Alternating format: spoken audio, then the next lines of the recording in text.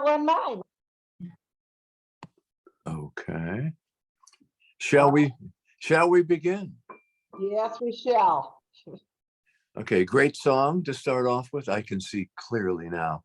And if y'all want to join me on this one, please do. I can see clearly now, the rain is gone. I can see all obstacles in my way. Gone are the dark clouds that had me blind. It's going to be a bright, bright, sunshiny day. It's going to be a bright, bright, sunshiny day. I think I can make it now. The pain is gone. All of the bad feelings have disappeared. Here is the rainbow I've been praying for. It's going to be a bright, bright, sunshiny day. It's going to be a bright, bright, sunshiny day. Look all around, there's nothing but blue skies right out my window. Look straight ahead, nothing but blue skies. I can see clearly now, the rain is gone. I can see all obstacles in my way. Gone are the dark clouds that had me blind. It's going to be a bright, bright, sunshiny day. It's going to be a bright, bright, sunshiny day.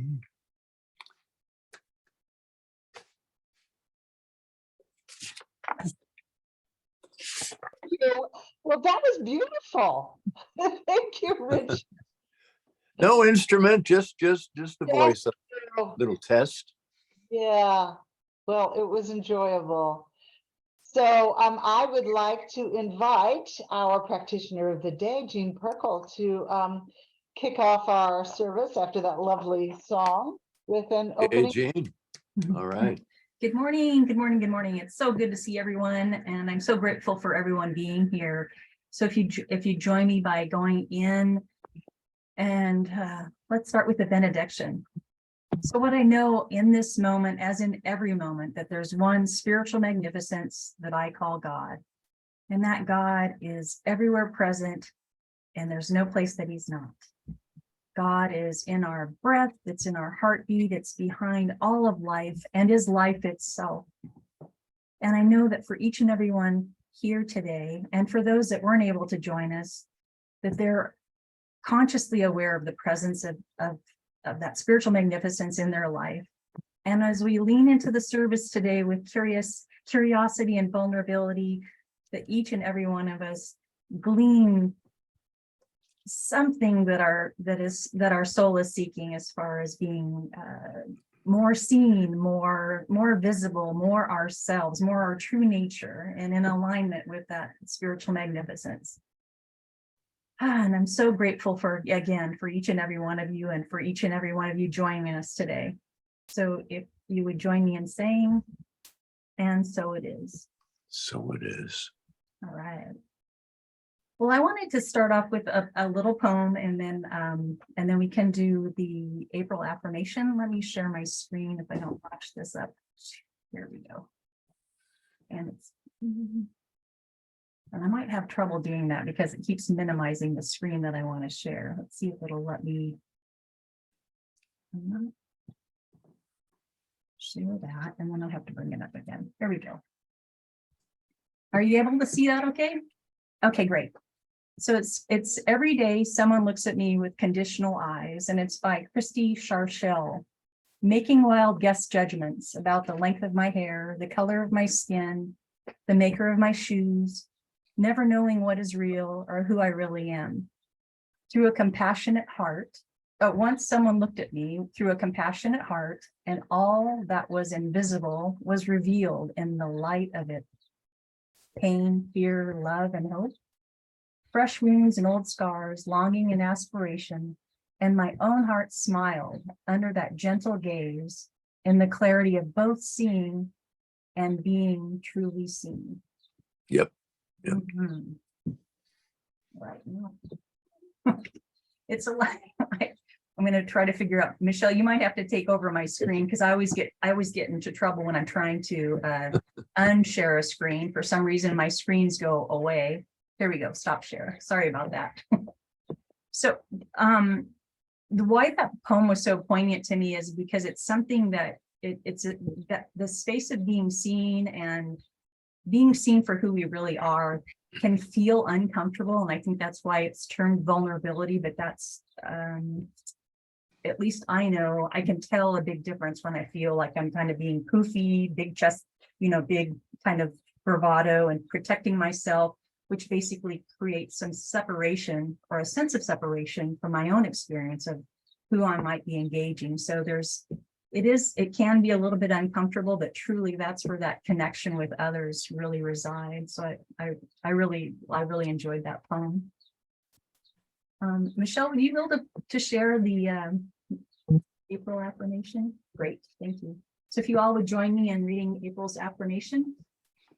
I arise and go forth into the dawn of a new day, filled with faith and the assurance in the all good. I arise, I sing with joy. I proclaim the one life in all and through all. I arise, I shout with the gladness that is within me. I declare this day to be complete, perfect, and eternal. By Ernest Holmes.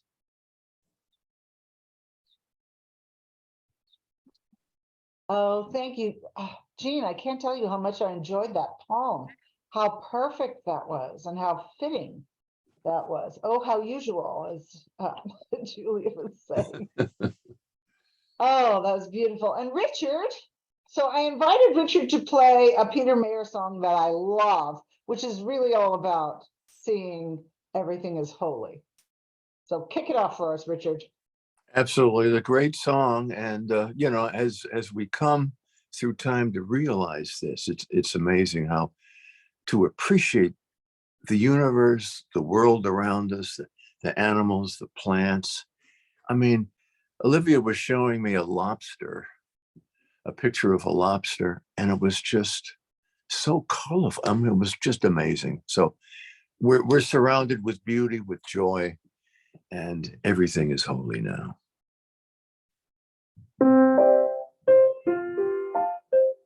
Let's see how this goes.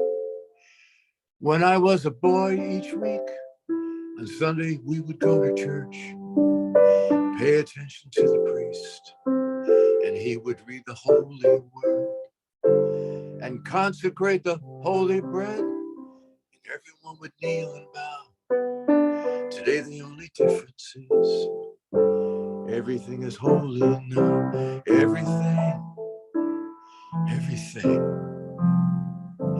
Everything is holy now. When I was in Sunday school, we would learn about the time Moses split the sea in two, Jesus made the water wine, and I remember feeling sad that miracles don't happen still. But now I can't keep track, because everything's a miracle. Everything, oh everything's a miracle. Wine from water is not so small, but an even bigger magic trick is that anything is here at all. Oh, so the challenging thing becomes not to look for miracles, but finding where there isn't one.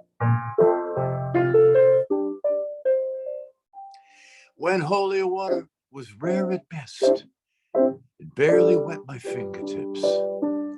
But now I have to hold my breath like I'm swimming in a sea of it.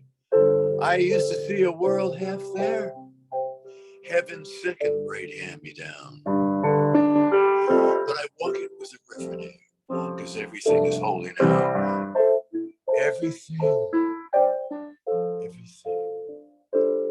Everything is holy now.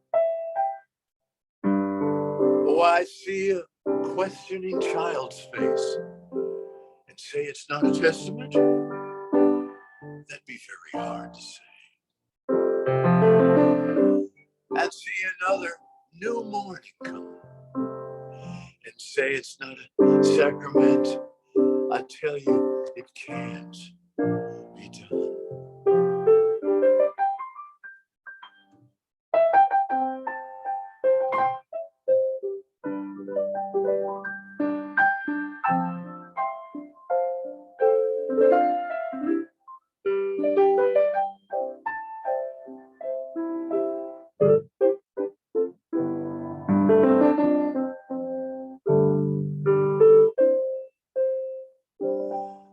This morning, outside I stood, and I saw a little red-winged bird,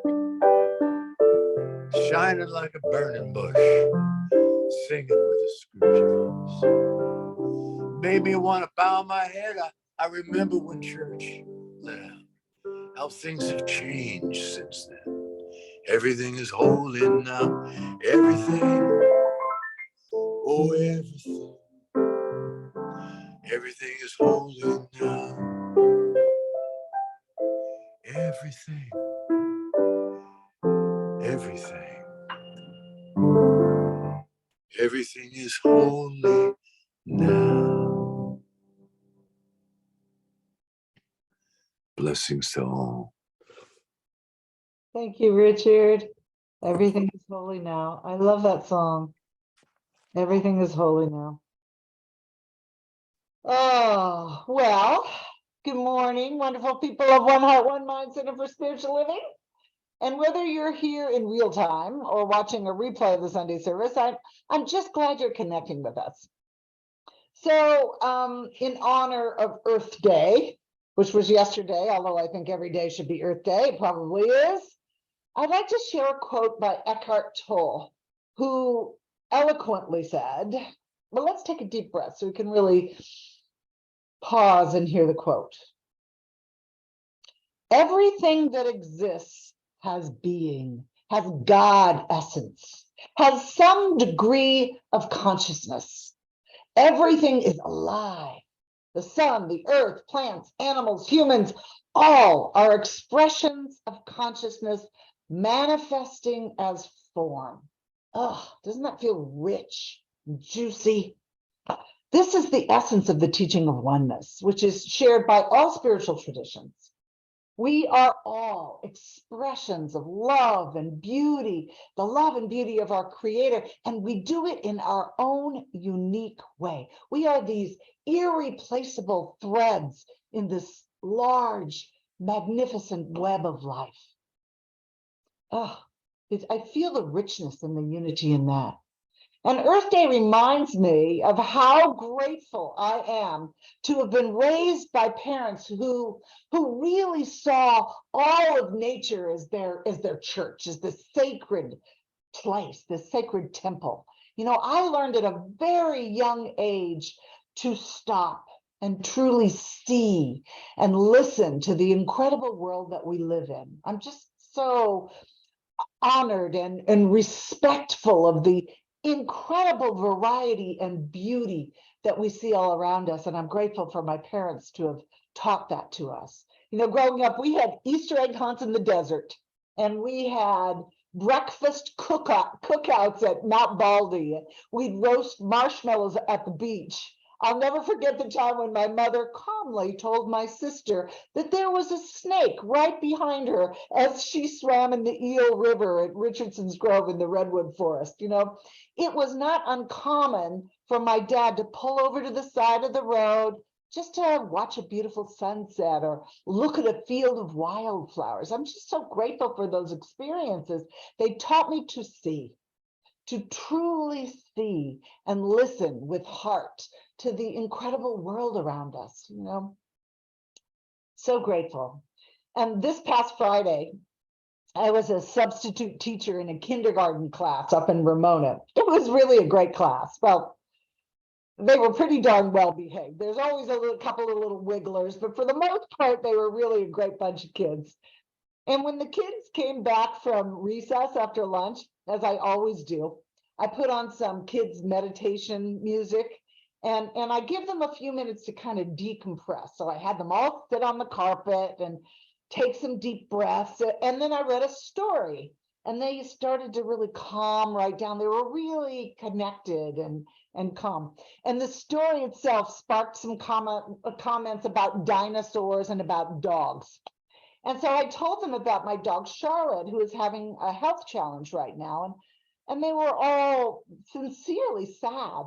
And they all wanted to then tell me all about their own experiences with their pets and their losses. And at one point, I realized that all kids, actually all people really, just want to be seen. They just want us to see who they truly are. They want to share their experiences. They want to connect. And at one point, as we were talking, I realized that there is this really fine line between teacher and student, that these young kids were just as much my teachers as I was theirs, that we were having an honest, genuine moment of true exchange. We saw each other. We were seeing and being seen. And I realized at this moment of true exchange that this is what life is about, to love and be loved, to be present with each other. We all want to connect deeply. We do. And when we do that, just like these little 5 and 6-year-olds, when we are vulnerable enough to truly allow ourselves to be seen and to see each other, just like these little guys who have no barriers at all, it feels good. It feels comfortable. It feels like home. You know, these little kids just really put it out there, which of course is what today's message is about. Today's message is vulnerability, seeing and being seen. You know, and these little kiddos showed me firsthand how vulnerability can be a building block for real connection and real community.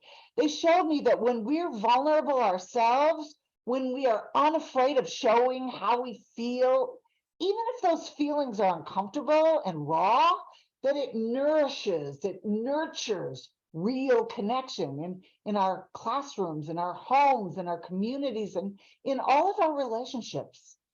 Authenticity and connection and belonging are possible when we're able to bring our whole self into our lives. And these little kids were certainly open and honest. And I realized that our vulnerability creates a safe and an affirming space for everyone. And this is true equity, you know, allowing ourselves to be open and vulnerable enough to connect with the perfection within us and to be able to see that perfection in others. That's how we express God in our world. That's how we see each other. That's how we see situations, events, and circumstances from the highest viewpoint, from that place of our Godness. You know, we're always creating our life experiences through our beliefs and through our perceptions. And when we see from the God self within us, we express that divinity, that good out into the world. You know, and as we have discussed time and time again, especially in our Tuesday evening learning circle, which by the way is free and open to everyone, we often discuss how one of the most important aspects of putting the spiritual principles we teach into action in our lives is training ourselves to see clearly, just like the song Richard sang, to see through the lens of spiritual truth. It sounds so easy.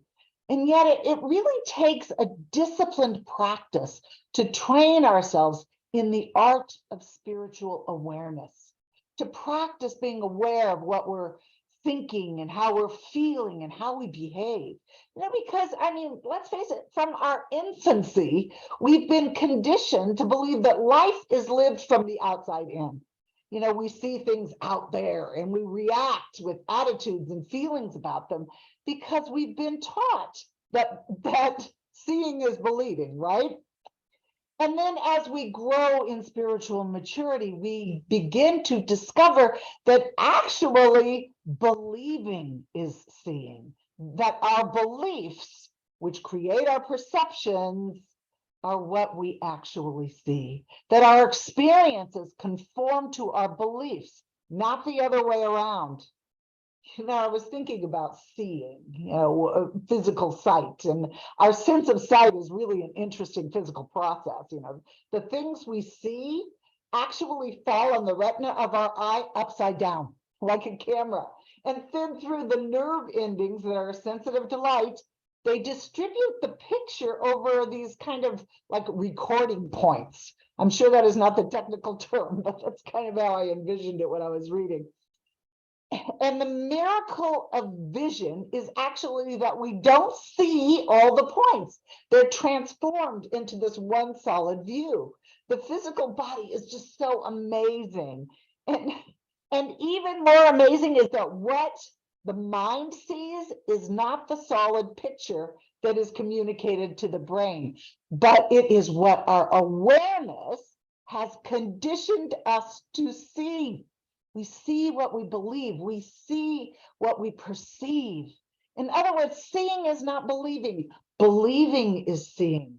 We see not as, we see things not as they are, but as we are. Our perceptions are shaped according to our experiences, according to our faith, according to where we are in consciousness. So if something in our world is out of whack, whatever that looks like for us, conflict in the office or in our family or in a relationship or lack of money or lack of friends, our first impulse is usually to try and set it right by changing things out in our world, but when we understand that actually what we perceive is what we project onto any given situation, then we realize that the thing to do is not to set it right, but to see it right. We actually can't fix anything that has already been created. We can move things around a bit in the physical world, but that doesn't create lasting change. What we can do is to create something new by shifting our perception, by creating a new cause. We don't fix disease. We express the vitality and the health of God. We don't fix lack. We express the abundance of God as supply in our life. Seeing right is the most important key to the demonstration of truth, the truth that is already within us. Much more important than changing things out there is to change things within ourselves. And then our experience out there will begin to change. Thomas Troward, who was an important influence on our founder, Ernest Holmes, wrote, and I wrote it down so I wouldn't forget. Let's see if I can find the quote. I guess I should have done that before. Let's see if I can remember it. He said, having seen and felt the end, you have willed the means to the realization of the end. So let's read that again. Having seen and felt the end, you have willed the means to the realization of the end, which means that when we firmly fix our attention on what we want in the end, that makes the end inevitable. It's a fundamental principle. It's the law. And this works for things we'd like to see and for things we'd really rather not see in our lives. Whatever we put our awareness on, whatever gets our attention will demonstrate into our experience through the power of creative law. So if we spend all day worrying, we charge up the law with our negative feelings, and the law doesn't care, it just responds. When we worry, we paint a vivid picture in mind of what we don't want to happen. I don't know about you, but that is not something I really want to do. So according to Troward and to creative law, the constancy of creative law, because the worrier sees and feels the end, he or she co-creates that experience. But here's the thing, we're empowered to put our attention on whatever it is we wish to experience and how we want to feel. This is the art of awareness, watching what we think and how we feel and how we behave. That's the art of awareness. And I have to tell you, it does take some dedicated practice. But after a while, it becomes easier and easier. It becomes second nature. It just becomes a way of life. Like any habit, the more you do it, the more it just becomes the state of your being. You know, there's a story about a man who he was caring for his elderly mother. And for some reason, he was constantly worried that he'd lose his job and have no income to continue to care for his mother's medical expenses and her care, which she needed. And so for 8 years, he spent all of his time filled with fear and this kind of perpetual worry that he was going to lose his job. And after 8 years of putting his attention on this idea, by constantly worrying, guess what? He finally did. He lost his job. But then he discovered science of mind and metaphysics. And through dedicated practice, the dedicated practice of awareness and of spiritual mind treatment, he began to reverse the process. He began to see himself in this secure and well-paying job. And of course, new opportunities opened up for him. He saw the whole experience as a turning point in his life, because he discovered, as have I and so many other millions of people, that we are empowered to participate with creative law. You know, Jesus told us not to judge by appearances, but with right judgment. And right judgment is seeing and feeling what we want to experience, being aware of what we're thinking, watching our thoughts, watching how we feel, and watching how we behave in the world. And we're not talking about sitting around seeing cars and houses and jewelry. We're talking about seeing from a consciousness of ever-present good, of ever-present substance, of ever-present love, which becomes the state of our being. What we think and feel and the way we act becomes this pattern of our being. And that's how we create meaningful and fulfilling and joyous lives. There's this practice, I was saying at the meditation that I had recently, I hadn't done this in years, picked up the Course in Miracles. And I was reminded of this practice that is in the Course in Miracles that I really appreciate. And its purpose is really to help train us in the art of awareness, to help us realize that we are in charge of our perceptions and that our perceptions are powerful. And this exercise, this one practice, asks us to repeat this sentence over and over throughout our day. And the sentence is, I have given everything I see in this room or on this street or from this window or in this place all the meaning it has for me. I have given everything I see in this room or on this street or from this window or in this place all the meaning it has for me. We are meaning makers. We bring meaning to everything we experience. And our awareness shapes our perception. It creates our beliefs, and ultimately it creates our experience. We are the ones who give meaning to everything in our lives.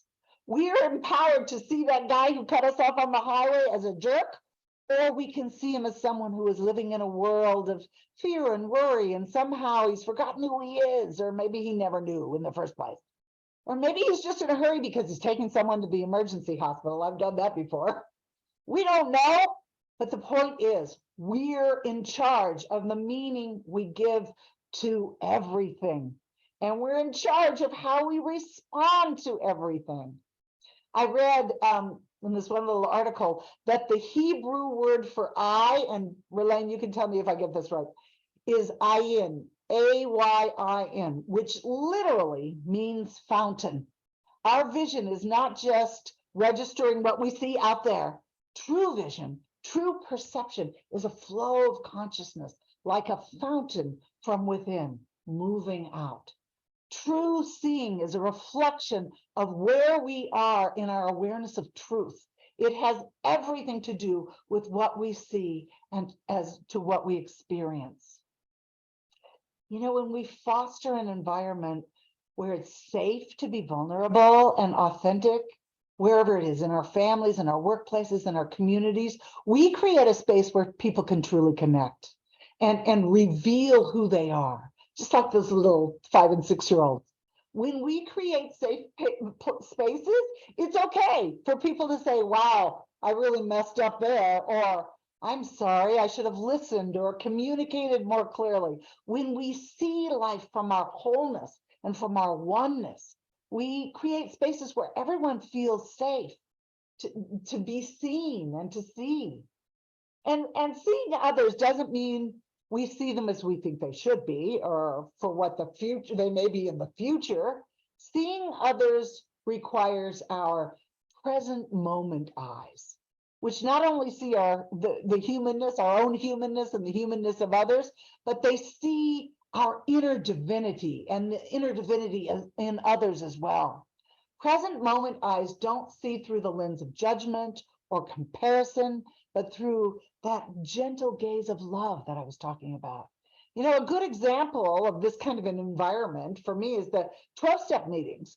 You know, the intention is to create an environment where people are free to tell the truth without fear of judgment or being shamed or not being accepted because of their addiction or their past behaviors. It's a safe space to reveal the messiness, and they are messy, of our human lives, so that we can collectively explore ways to bring that authentic God self nature out. You know, I love Russell Brand, and his definition of recovery is to recover our authentic self. And if we use that definition, we're all kind of in recovery, you know, recovery from negative thinking or habitual worrying or from anything that stands in the way of knowing and expressing the good of God that is within it, our inherent divine nature. It's already there. We don't have to go anywhere or create anything. We're it already. You know, the interesting thing about vulnerability is that when we allow ourselves to be vulnerable enough to be seen, others do the same thing. And it becomes more of an exchange, just like those kindergartners I was talking about, where teachers and students are one and the same. We're just people, we're just beings. We're just people sitting around talking about painful things or joyous things. It's more than just words. It feels good. When we create spaces where we feel safe being vulnerable, we create spaces where it's okay to try and miss, to make mistakes, to express our fears and our faults and our discomforts, and then to help each other to course correct, you know, to course correct and to reflect and try again. And this is true in our friendships, in our families, in our spiritual centers, anywhere we want to make meaningful connections. Spaces where we can listen with our hearts and everyone can feel safe to be seen. So this week, I invite you to practice watching the meaning that you give to the things that happen in your life, to all of your experiences, by being aware of your perceptions and to drop these fixed ideas that you might have about who people are or how they look or what you think they believe, or even how they behave. I'm inviting you to try and deliberately create spaces in your life where others feel safe to be who they are. And here's the thing, I had this experience. Don't get thrown off if your presence, if what you say and how you show up isn't well received. I had this experience the other day where that exact thing happened. You know, I was in my car and I came up to this intersection, which is usually a pretty busy four-way stop, but I was the only one at the intersection. And so I started to pull out and I stopped in the middle because I saw this mom and her 3 kids step off the curb and start to walk across the crosswalk in front of me. And so I slowed down and I stopped. But I was already in the middle of the intersection and I was looking at the mom and I was thinking to myself, what a lovely family. And the mom must have thought that I was still moving. I'm sorry, I'm tripping over my tongue, because she turned around and she snarled at me and she said, will you please stop? And my windows are up so I could hear her. And I was so offended. I thought, well, she doesn't understand my intention, because I was completely stopped. And I felt myself start to get flustered, and I had to catch myself and say, she has no idea what I'm thinking. She's just protecting her family. And if my intentions are not well received, it doesn't matter. my first instinct was not to be kind, and then I had to pause and draw my awareness to a better perception of her and who she was and her 3 kids. And you know what? It made all the difference. I calmed down. I felt good again. I felt love again. I felt like I was connected to her again.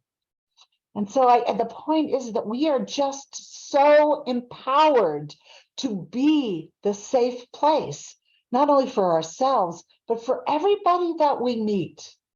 We are empowered to bring to any situation whatever is needed in that situation, whatever is needed. So from this place, I just want to take a deep breath and invite ourselves to pray, to know who we are. There is only God. In every situation, there is only God. In every area, there is only God. God is the circumference of everything, and we are in it with God. So I know for each and every person that is present in this call, and if each and every person that is not, that there is a shift in consciousness that knows who they are, that knows what is within them, that sees the world rightly from this connection to their own divine self. And the good just flows forward. That everywhere we go, we are the presence of the divine. And the presence of good is expressed in and through and as our lives and every life we touch. So for this, I'm so grateful. I'm so grateful that we are empowered by our very, very beingness, by the very nature of who and what we are and what we have come here to do. So I relax in this gratitude, this expansive field of good emanating in and through and as our lives. I relax in that. I release this prayer, knowing all is well. And together we signify our agreement by saying, and so it is. And so it is. Whew, okay. Well, that was fun. So I am going to invite, and I'm not sure who this is. It you, Elaine, who is, or Lisa, who is going to do the conscious giving? It's me. Oh, yay! Thank you, Elaine. Sure. I'll put up the little thing if I can find it. There it is. All right. This is our opportunity to give back to One Heart, One Mind. And it really feels good to do this. And it's so easy. You just can Venmo to One Heart, One Mind Center. That's the easiest way. Or you could send a check to the treasurer's office. And the address. Is the address in the chat, Michelle? Yeah, I'm sure Jean's going to put it up there. We have a PO box these days, but yes. Okay, great. And so I just bless everyone to give, and as we give, we receive so much. And so sacred giving, let's just say this together. Everything flows from the nature of God's good. We receive from this flow and we give from this flow. We give in gratitude and love, and we have faith in the infinite giving nature of spirit. So it is. Thank you, Elaine. We'll come back to you for the benediction, but we have Yvonne's going to give us some announcements. I am. Can you hear me? Can you Yep, hear me now? sure Great. We start Monday evening with our prayer group from 6 to 6:20. So please join us on Zoom as we silently pray for One Heart, One Mind Center.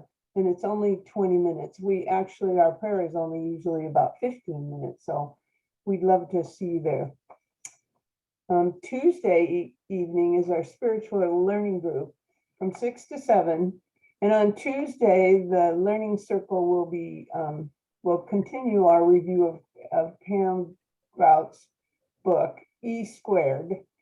And we'll be sharing our results for experiment 8, which is the 101 Dalmatians principle. We're having so much fun with this. It's great. And we're learning a lot too.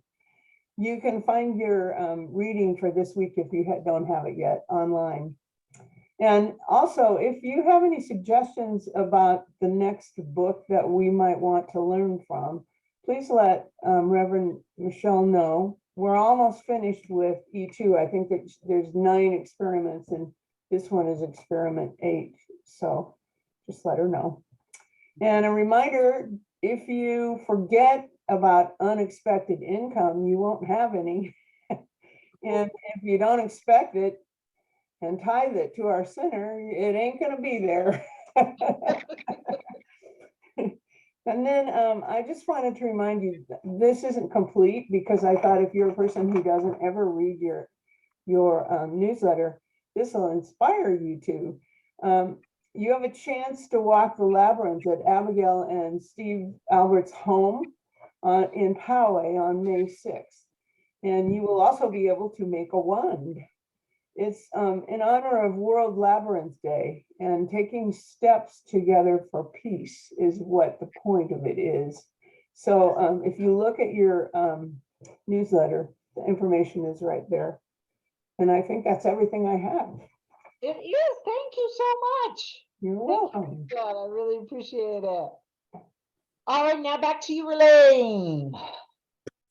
All right, so let's just close our eyes and take a collective deep breath together and just really feel the wonderful presence of spirit that's joining us all together with such a beautiful message from Reverend Michelle. And in this circle of presence of spirit is those amazing kindergartners. And also that woman that was crossing the street with her children. And so I'm just so grateful. I'm so grateful for the message today of just being ourselves and believing the truth of ourselves and knowing that our beliefs and our perceptions are so very important in shaping our life. And I'm just so grateful for Ernest Holmes and all the work that we've studied and all the different people that connect in with his work. And I just am grateful for each and every one of you, that we know that the shift in consciousness is occurring right now, right here in this very moment. And it's just moving us into higher and higher aspects of being all of who we are, our authentic and beautiful selves that we all are. And so I release this prayer into divine law with just a collective gratitude, collective magnetic energy of love and peace and compassion for ourselves and for everyone. And I simply say with each and every one of you, and so it is. So it is. So it is. Thanks, Elaine. And I want to, for those of you, Relaine, did you see that Julia, Sharon, Dawn, Harmony are I know. Hi, Julia. Hi, Dawn. Hi, So good to see you. she's with us, and she's our board president. She's been with us, I don't know, maybe 2 or 3 years now, probably. Yes. Yeah, That's amazing. fabulous. Like coming home. We have very, I noticed that we're light in attendance today, although we get a lot of people that watch online. But come back, and I'd love to introduce you to more people. Yes. Oh, that's awesome. Absolutely. Absolutely. So they're probably out playing. So, but yeah, it's so good to see you. How are you doing, Dawn? I watched your whole house being built up there on the hill from your Facebook posts. It's great. Hi, Michelle. I'm doing really well. Oh, Thank good you. to see you. So great to see you. Oh, good. So, Richard, you're going to sing. I asked Richard to do an old, kind of went along with the kindergarten story. So, I thought this was the perfect song for us to do to close today. Yeah, this song is totally cool. I think it was recorded in 1977 by Pete Seeger and Arlo Guthrie. Anybody remember those names? Yep, Alice's Restaurant, sure enough. So pretend you're hearing like I said earlier, a guitar or a banjo or something. It's just a piano. What can I say? So You are an amazing pianist. it's called Garden Song.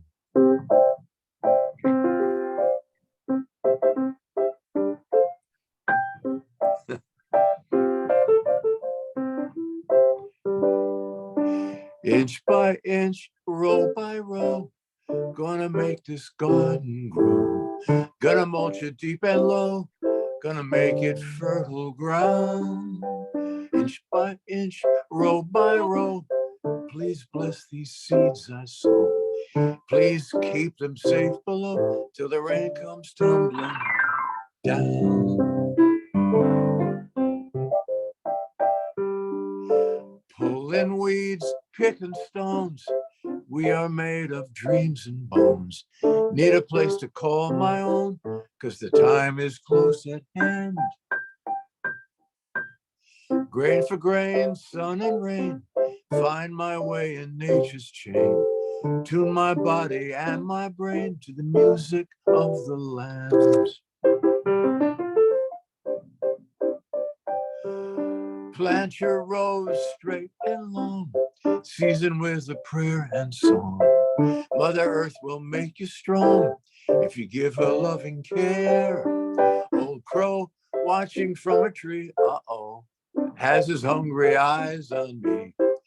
In my garden I'm as free as that feathered thief up there. Oh, inch by inch, row by row, gonna make this garden grow. Gonna mulch it deep and low, gonna make it fertile ground. Inch by inch, row by row, please bless these seeds I sow. Please keep them safe below till the rain comes tumbling down. Garden song. Woo-hoo! Woo-hoo! Oh, thank you, Richard. I love that song. I'm all Totally. about old folk music. I love that stuff. Oh, well.